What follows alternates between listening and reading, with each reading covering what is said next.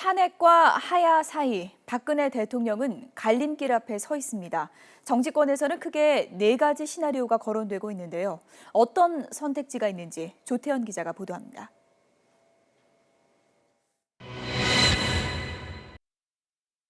야권 상당수는 박근혜 대통령의 즉각 하야를 주장하고 있습니다.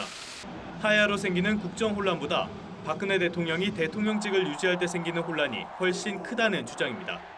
국민이 다치기 전에 평화롭고 순조롭게 순리대로 전국 정상화에 결자 해지하시는 겁니다. 다만 60일 안에 대선을 새로 치러야 하는 만큼 대통령 후보에 대한 검증조차 제대로 이뤄지지 않는 졸속 선거가 될 가능성이 크다는 우려가 나옵니다.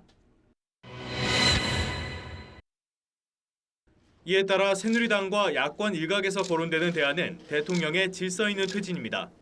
여야 정치권이 내치는 물론 외교와 안보 등 외치까지 담당하는 총리를 선출한 뒤 박 대통령이 적절한 시기에 대통령직에서 스스로 물러나는 시나리오입니다.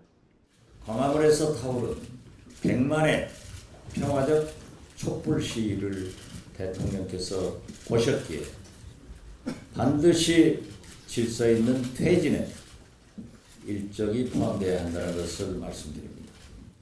하지만 이 경우 대통령이 전권을 총리에 넘기는 것이 위헌의 소지가 있다는 지적도 나옵니다. 정치권에서는 대통령이 끝까지 스스로 물러나길 거부한다면 결국 탄핵 소추안을 검토해야 한다는 목소리가 커지고 있습니다. 특히 검찰 수사 결과 대통령의 헌법이나 법률 위반이 사실로 드러난다면 국회에 탄핵 논의는 속도를 낼 것으로 전망됩니다. 수습이 어려운 이유는 헌법을 수호해야 할 대통령께서 헌법 위배의 몸통이라는 의혹을 받고 있기 때문입니다. 대통령은 국민의 이름으로 탄핵의 길로 가야 한다고 저는 생각합니다. 하지만 탄핵은 절차가 복잡하고 시일이 오래 걸리는 데다 상당수 새누리당 의원의 탄핵 동조와 헌법재판소의 인용까지 이뤄져야 한다는 점이 걸림돌입니다. 마지막으로 박 대통령이 선택할 수 있는 길은 버티기입니다.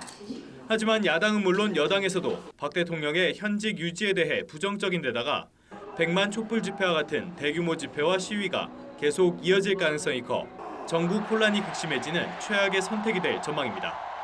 YTN 조태현입니다.